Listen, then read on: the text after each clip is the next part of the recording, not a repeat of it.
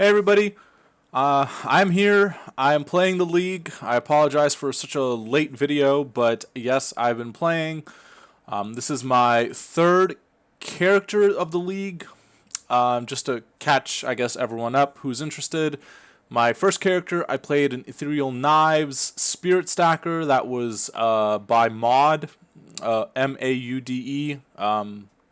Really cool content creator, like her videos, good build, it was fun, but it had some clunkiness to it. There was an issue with like having to get kills to get the charges, use the writhing jar. It was just a little clunky. So I played that character for about 2 weeks. The first 2 weeks, got a little bored, and then I switched to Holy Relic of all things. I tried a Holy Relic Necromancer. And then I played that character for about, I would say, 4 to 5 days, and I just kind of started to get burnt out. Just no real kind of explanation for it. I was also kind of demoralized because I put like 20 or 30 divines into crafting a scepter and didn't get anything or didn't get what I wanted. And so I decided to do what people at around week 4 do best, or week 4 or week 5. I guess it's still week 4. I guess we're halfway into week 4. And I sold all my stuff and decided to gamble. And I bought an apothecary card, and I turned that one apothecary card into 4 apothecary cards. So I got kind of lucky, and I made 200 divines in 2 clicks. So that was pretty nice, and I thought, well, time to re-roll. And since now I have Mage Blood.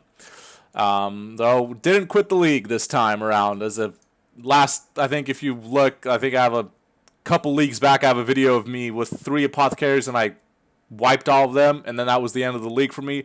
Well, this time it went the other way, so got kind of lucky this time around. And I figured, what better build to play than the build I have been playing for so long now that needs absolutely no introduction. Good old Blood Sacrament. So here we have a 90% quantity Elderslayers. And after this, I will be doing a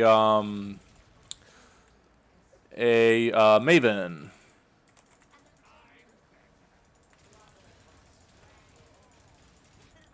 Oh, and I got one shot there. The build does get prone to one shots once in a while, but it kind of doesn't really happen too often. It's usually the bosses that get one shot, but okay, and then that's it. That was a crazy Elderslayers, and got some kind of crappy Wake and Burn. Great. So yeah, oh, there it is. Insane Invitations, Elderslayers. Yep. So cool. Next thing we're going to do is Uber Maven. And basically, if you haven't, and then just to make sure, yes, it's on. I have all the Uber things on because I've already been doing a bunch of them.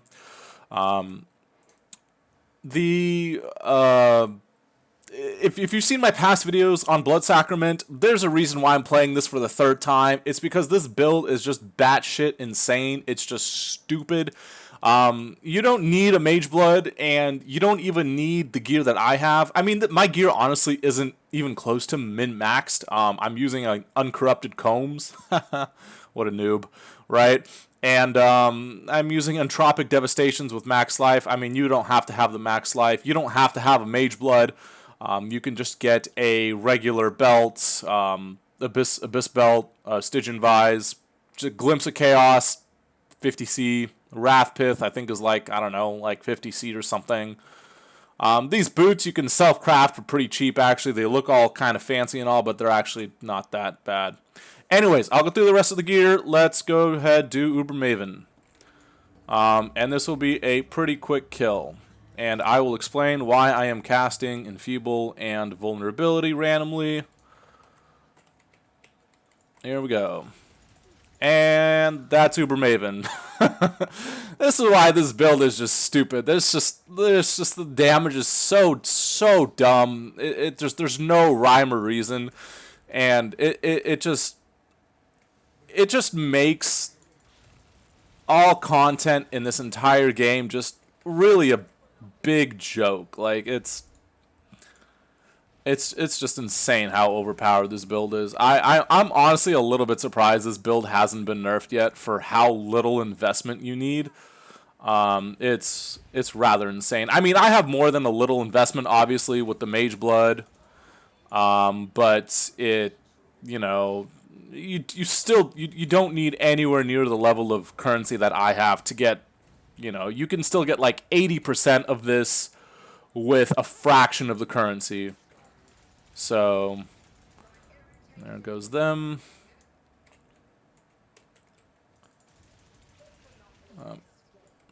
I'm actually making one error here. I shouldn't actually be enfeebling the boss, but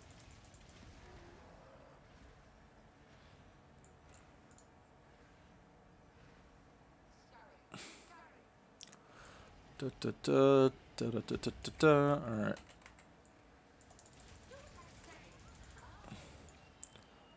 Yeah, it's just like it makes Maven look like some kind of random map boss. Uber Maven, of all things, too.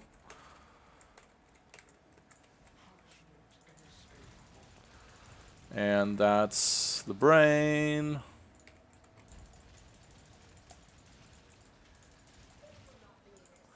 Sometimes you can, if you had DPS fast enough, you can get past this last phase, but it doesn't happen all the time. Pretty easy memory games.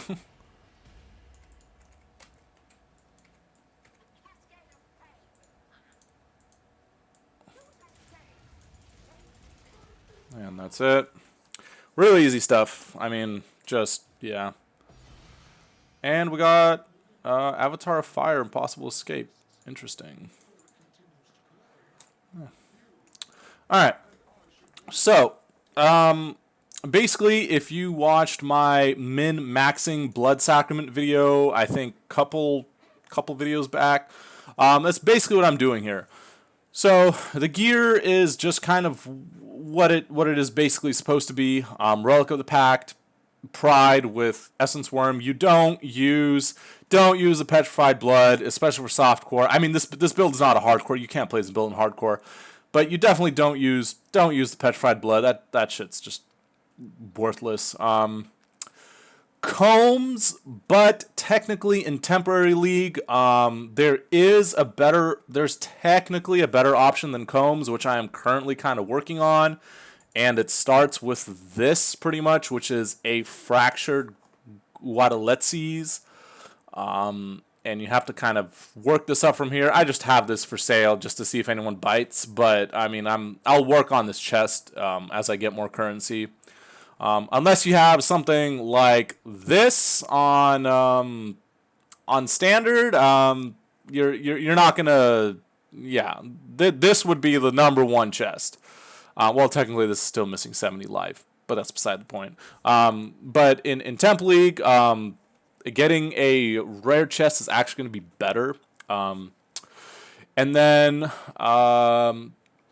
everything else is kind of the same. Glimpse of Chaos. I'm using a decent-ish synthesized amulet. This isn't perfect. You actually want 2 synthesized implicits. I mean, technically you can get 3 if you want to go all the way. You can get % life and damage per strength. But then you're talking like mirror tier, and you have to get that mirrored, and then that's going into the crazy realm of investment. This Vermilion ring, I basically just crafted myself. I bought the Fractured base for like 6 divines or something. Spammed the Deafening Essence for the multi, hit tier 2 cast speed. Suffixes can't be changed. Veiled, life, crafted Leo damage, done. I mean, that's it. Wrathpith, easy. Gloves, it's Atropic, easy. Glimpse Chaos, easy. Combs, easy. Essence Worm, easy. This is why I love this build. It's just 90% of it is uniques, and they're cheap. Like, all this stuff, you can get this build running for like 5 divines. I mean, I think that'd be like the minimum budget. I mean I think 15, 20 divines, you can get a good version of this build. 5 divines is probably like the minimum, but still, I mean, it's Okay, here's the thing with Mage Blood. You don't need Mage Blood. Mage Blood is a great quality of life because if you have Mage Blood, you don't need to get Pathfinder. Basically, what you do, or even if you can afford a Mage Blood, you don't technically need a Mage Blood if you really want to get more of the life. Mage Blood's kind of a quality of life. But if you don't want the Pathfinder and then having to do the Mage Blood at home, or I should say, you can do Pathfinder with Mage Blood at home, and then you can just use a Stygian Vise, which would actually give more life, more max life, cooldown recovery, so it's great stuff if you don't want to use Mage Blood. I just use Mage Blood because it just makes the character feel really good. I love the Quicksilver movement speed, and having all the resist taken care of, the curses taken care of, and usually I put freeze and chill immunity, but I hit the chill immunity on the boots, so I actually just kept the Brine King Pantheon, so now I had a free flask suffix, so I just put on cast speed. Cast speed's also really nice for this build, so yeah.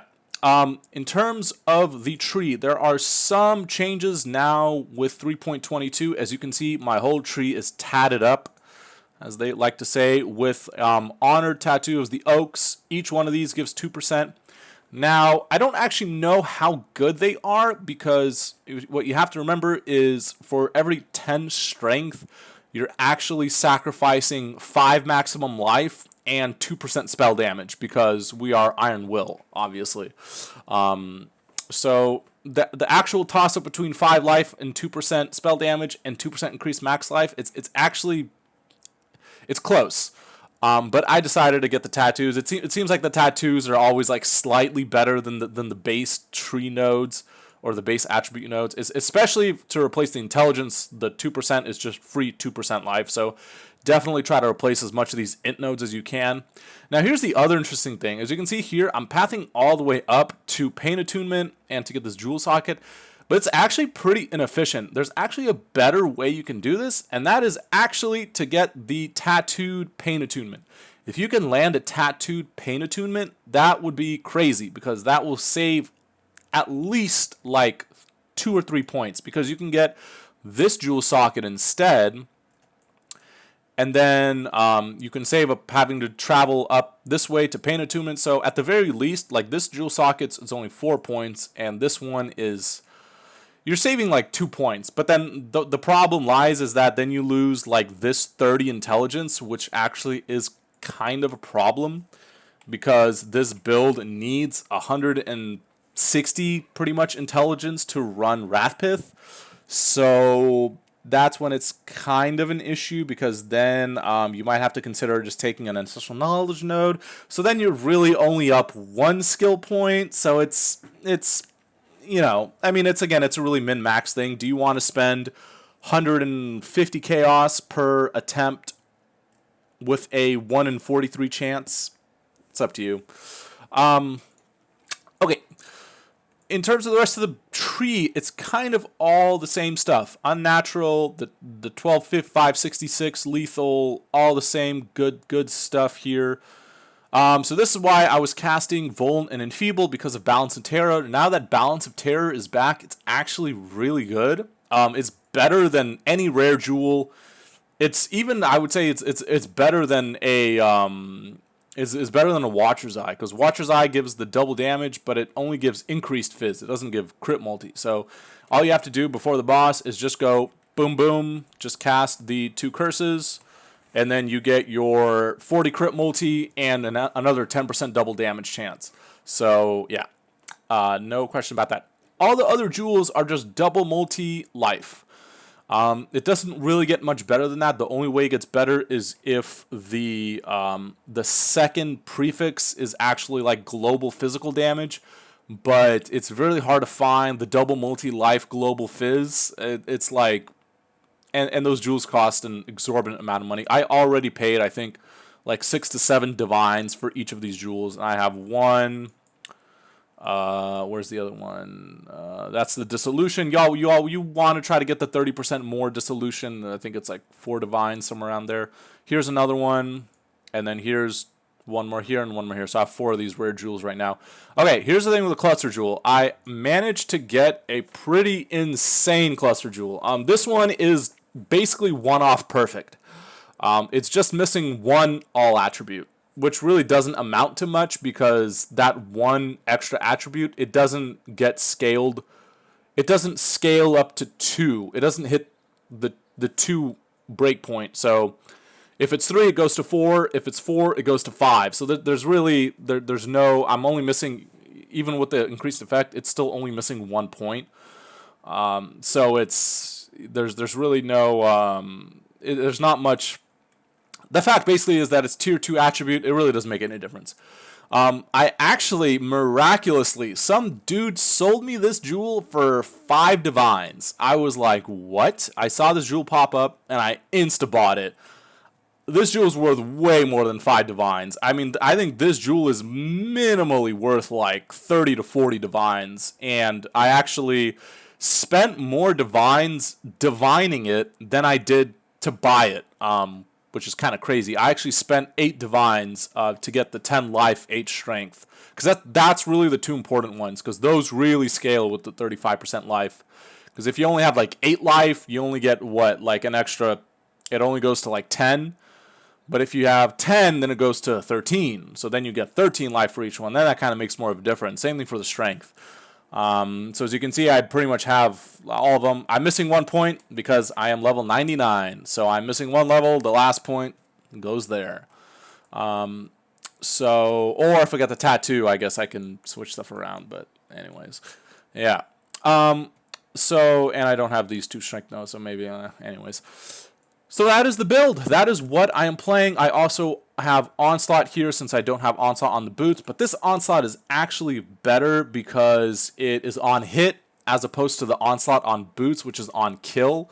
And this build is mainly a bosser. I mean, this build can do maps. It doesn't really have too much issue with maps. And I could definitely demonstrate a map here. Let me go ahead and throw in some kind of random... let's do this wharf, whatever. The one main map mod that kind of bricks stuff is the cooldown recovery rate. If you get like 60% increased cooldown recovery rate, or decreased cooldown recovery rate, it kind of bricks the build, and it makes it really kind of clunky and awkward because you cast so much slower. So it's still kind of weird, but in essence, it's still the mapping. You just run around, you explode. It's fun. It's easy. The one downside is with this build, and why I say you can't play in hardcore is once in a while you do get one shot. That's just kind of the nature of this build because there's kind of a moment when after you cast you're momentarily at like 1% life, and if you happen to get hit during that exact like 1% life situation, then you get one shot. So that's why this is not a this is not a hardcore build. There's no way Jose is this a hardcore build. Can't do this build hardcore. You will die. But in general, it is pretty safe and it maps pretty good. It's not the best mapper, but it's definitely a bosser. This build is just born to boss, but it still works fine as a mapper. There's nothing really it can't do again besides the cooldown recovery rate. And it technically you can be Fizz Reflect if you grab Slayer. I am actually not grabbing Slayer this time around. I am grabbing the Saboteur Ascendancy. So that's the other kind of little change. But otherwise it's sort of all the same. Let me just get to the boss here.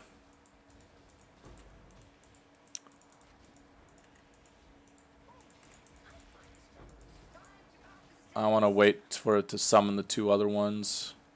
I think it summoned them. Oh, and I need to... Oh, there we go.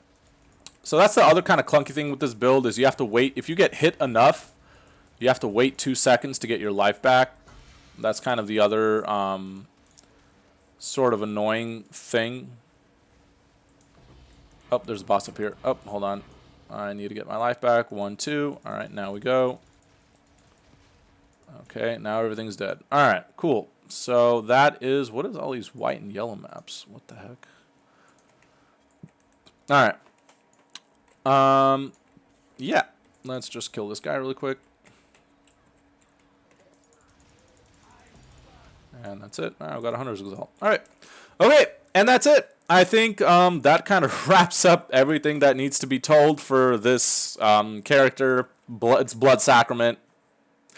I think this is probably like the best build that I've ever played, and I've played it for like 3 leagues now, and it's like my main character on standard, but I don't really play standard anyway, so it doesn't really matter. But yeah, Blood Sacrament, probably what I'm going to play for the rest of the league until I get bored. At that point, I'm probably going to gamble some more or try to do some more endgame crafts. I don't know. Who knows?